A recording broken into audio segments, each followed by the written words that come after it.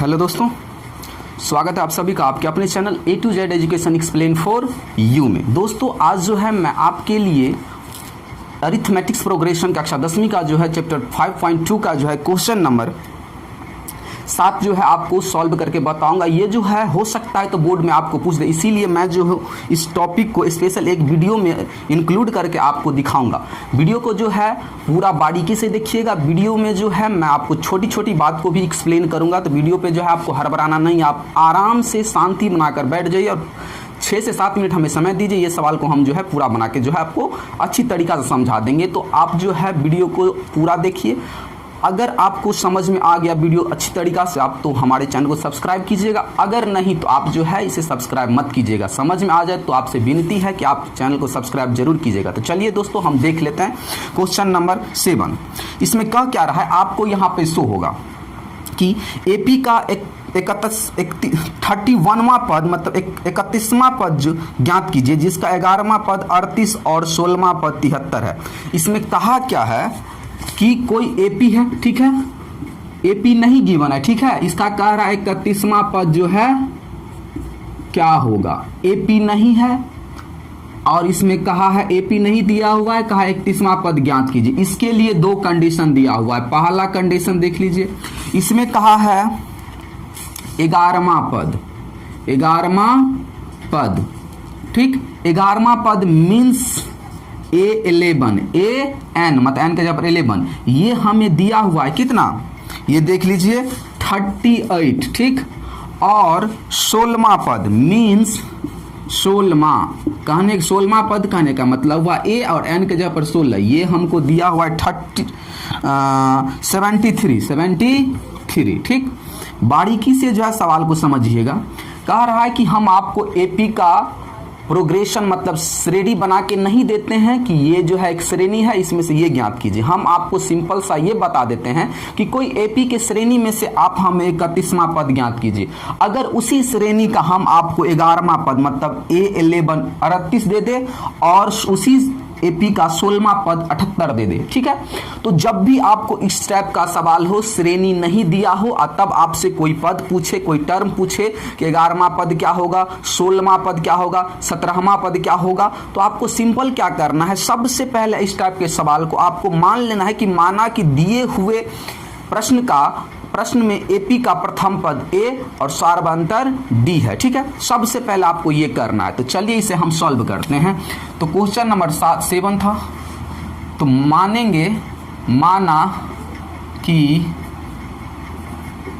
AP का प्रथम पद ए एवं सार्वअंतर कहने का मतलब हुआ कॉमन डिफरेंस, मतलब डी, सार्वअंतर डी है या पादांतर, पदों के बीच का जो अंतर होता है श्रेणी में वो, ठीक है। सबसे पहले इस टाइप के सवाल में आपको एक लाइन हेडिंग दे देना, इससे ये क्लियर हो जाएगा। इसमें जो हम ए यूज करेंगे, डी यूज करेंगे तो समझ में आएगा, ठीक है, कि ये डी क्या है। अब देखिए, अब लिखेंगे हम क्या, तो यहां पे लिखेंगे दिया है,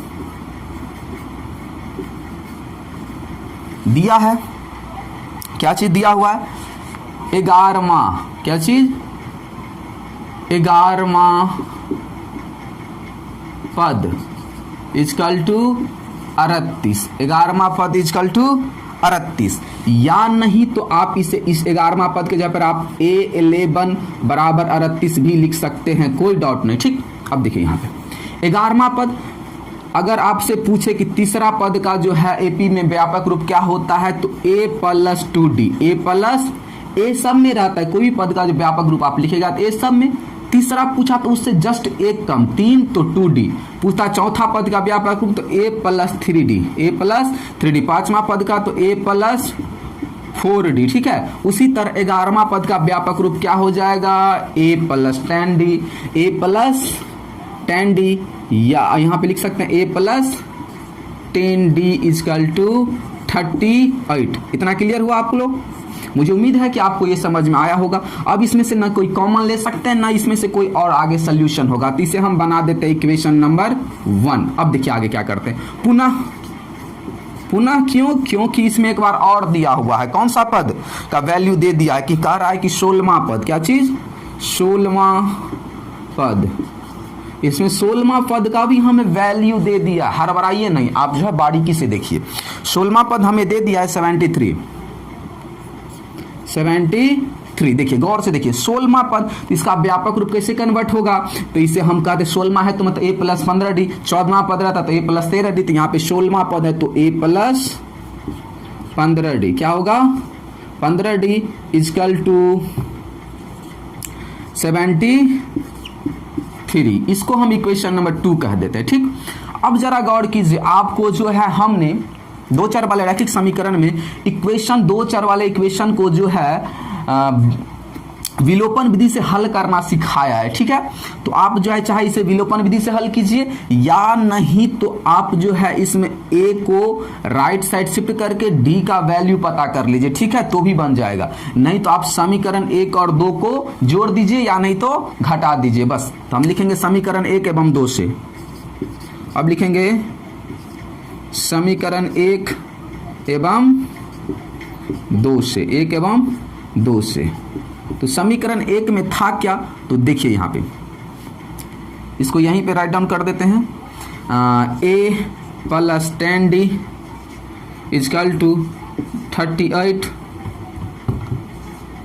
और दूसरा समीकरण है a plus 15d is equal to 73।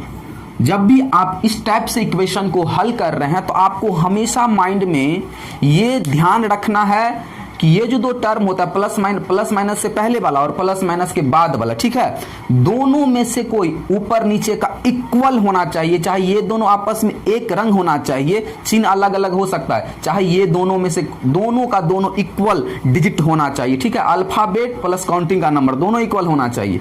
यहाँ पे हमें दिख रहा है ये दोनों ऊपर नीचे दोनों इक्वल है तो हम सॉल्व करेंगे, अगर नहीं तो हम इसे इक्वल करने का प्रयास करेंगे। मैं उम्मीद करता हूं कि आपको इक्वल करना आता होगा। अब देखिए यहाँ पे, तो इसे हम लिखेंगे घटाने पर, किस चीज करने पर? घटाने पर। क्यों? जब तक घटाएंगे नहीं तब तक ये कटेगा कैसे? तो हम लिख देते हैं घटाने पर। तो इसमें माइनस किए, यहाँ पे माइनस किया ना घटाने पर, मतलब क्या? समीकरण 1 और 2 से हम कर रहे हैं तो यहाँ पे हम जोड़ या नहीं तो घटाव कर सकते हैं, ठीक है। तो यहाँ पे हम घटाने पर लिखे तो यहाँ पे हो जाएगा माइनस, प्लस रहेगा तो माइनस, माइनस रहेगा तो प्लस हो जाएगा। यहाँ पे प्लस है तो क्या हो जाएगा? माइनस। अब देखिए बराबर लेफ्ट साइड चेंज किए हैं तो राइट साइड भी चेंज करना पड़ेगा। यहाँ पे 73 के पीछे में कुछ नहीं है तो प्लस है, मतलब उसको माइनस करना पड़ेगा। अब देखिए a के पीछे में कुछ नहीं है तो प्लस है, यहाँ पे प्लस यहाँ पे माइनस, a प्लस में a माइनस में कट जाएगा। अब देखिए यहाँ पे 10d मेरा है और 15d आपका, मतलब आप मांग रहे हैं हमसे, तो 10d में से 15d घटेगा तो कितना बचेगा? चलिए यहाँ पे देख लेते हैं। 10d में से 15d घटेगा तो बचेगा 5d। अब देखिए माइनस वाला ज्यादा था, माइनस वाला का चिन्ह ये प्लस वाला नहीं रहा, ये माइनस का हो गया, तो इसमें चिन्ह ज्यादा वाला का नंबर का होगा माइनस। अब देखिए बराबर 38 में से 73 नहीं घटेगा, क्यों? ये प्लस वाला है, ये माइनस वाला, तो माइनस वाला में से ही प्लस वाला घटा दे। 13 में से 8 जाएगा तो बचेगा 5। अब ये बचा 6 में से 3 जाएगा तो बचा 3। अब देखिए उल्टा घटाए हैं, ये माइनस वाला का डिजिट बड़ा है और प्लस वाला का डिजिट छोटा है, तो जिसका डिजिट बड़ा होता है चिन्ह भी उसी का होता है, ठीक है।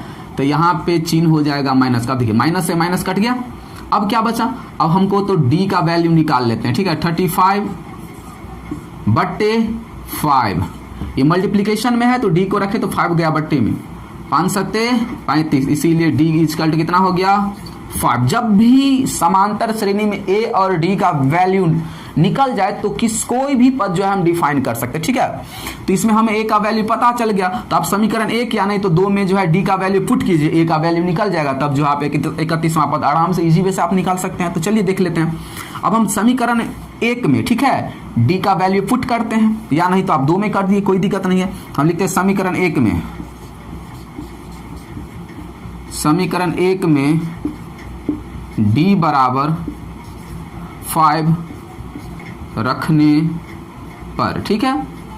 समीकरण 1 में हम d के जगह पर कितना रखेंगे?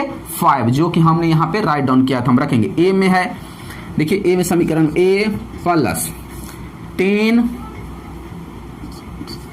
और d के जगह पर कितना रखेंगे? 5, क्योंकि d का वैल्यू हमें अब पता चल गया है, इक्वल टू 38। अब देखिए यहाँ पे ए को एज इट इज प्लस 5 10 जा 50 इक्वल टू 38। अब देखिए ए बराबर क्या हो जाएगा 38 माइनस 50, तो घटेगा तो क्या बचेगा 38 में से 50 नहीं घटे, 50 में से 38 घटाएंगे तो बचेगा 12। कितना बचेगा 12।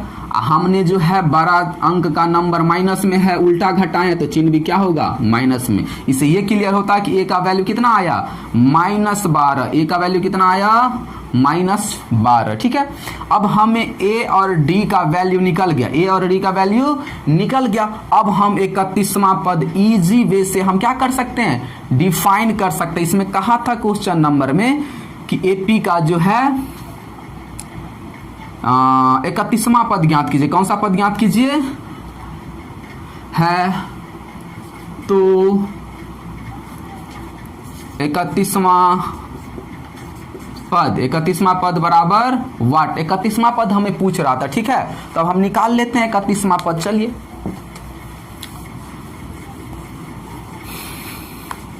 देखिए 31वां पद, ठीक है, 31वां पद। तो 31वां पद को हम क्या लिख सकते हैं बराबर में 31 पद को 30वां पद पूछता है तो a प्लस 29d। 31वां पूछा है तो a प्लस 30d लिख सकते हैं, a प्लस 30d लिख सकते हैं कि नहीं।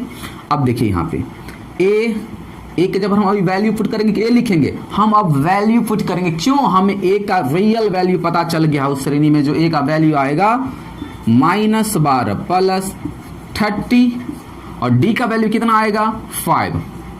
अब चलिए -12 और 35 जा हो जाएगा 150। अब देखिए यहाँ पे 150 में से जो 12 घटाइए, 0 में से 2 जाएगा नहीं घटेगा, हासिल 10 में से 2 जाएगा 8, ये बचा 4 में से 1 जाएगा 3, ये बचा 1। 138 जो है आपका आंसर है। ठीक, इस एपी का जो है 31वां पद कितना होगा 138। तो लिखेंगे अतः एपी का 31वां पद 138 होगा। मैं आशा करता हूं कि आपको जो है ये सवाल समझ में आया होगा। इसमें सिंपल सा करना क्या है, जब भी आपको दो पदों का जो है nवां पद दे दे कि 16वां पद इतना है, 15वां पद इतना है, तो इसका 30वां पद ज्ञात कीजिए, 32वां पद ज्ञात कीजिए, तो सबसे पहले इस सवाल में आपको एक लाइन लिखना ही चाहिए। इससे सवाल का जो है स्टैंडर्ड बढ़ जाता है। होता क्या है कि माना कि एपी का प्रथम पद ए और सार्वंतर डी, तो इसे ये जब यहाँ पे हम लिखें a प्लस 30d, ए कहाँ से आया डी कहाँ से आया, तो हमने जो है माना कि इस एपी में जो है प्रथम पद होगा वो ए रहा होगा और डी जो सार्वंतर है वो डी से इंडिकेट किया गया है। ठीक है, और तब कहा है कि 31वां पद क्या होगा, तो सबसे पहले लिखे कि 31वां पद 11वां पद इतना दिया हुआ था और जो है इसका जो दिया हुआ था यहाँ पे 16वां पद जो दिया हुआ 73, उससे जो है हम इक्वेशन को क्रिएट किए, उस इक्वेशन को जो है हम विलोपन विधि से हल किए। ठीक है, मैं आशा करता हूँ कि आपको विलोपन विधि आता होगा। अगर नहीं आता है तो मेरे जो है वीडियो के प्ले लिस्ट में जाकर देखिए, उसमें सारा सीरियल बाय बना हुआ है, तो वहाँ से भी आप पढ़ सकते हैं, कोई दिक्कत नहीं। तो आज के लिए बस इतना ही। अगर वीडियो 100% समझ में आया है तो आप हमारे चैनल को जो सब्सक्राइब जरूर कीजिए, अगर समझ में आ गया हो तो। अगर नहीं तो कोई बात नहीं, सब्सक्राइब मत कीजिएगा, लेकिन समझ में आ गया होगा तो प्लीज़ आप चैनल को सब्सक्राइब जरूर कीजिएगा। Thank you so much.